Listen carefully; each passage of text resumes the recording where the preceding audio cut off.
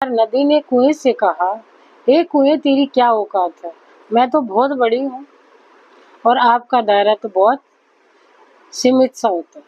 तो कुएं ने कहा, हाँ बहन, आप बहुत बड़ी हो, किंतु भटकाव और ठहराव में फर्क होता है।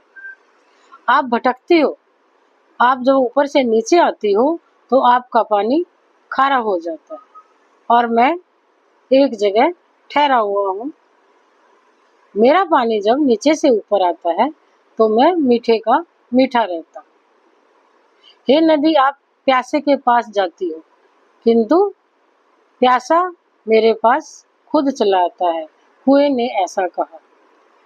तो जीवन में भी हमें कुएं जैसा बनना चाहिए, हमें मीठा बनना चाहिए, विनम्र रहना चाहिए और हमारे जीवन में एक ठहराव हो, ना कि नदी की तरह एक भटकाव और अहंकार। जानकारी अच्छी लगे तो चैनल को सब्सक्राइब करें, लाइक करें, शेयर करें। धन्यवाद।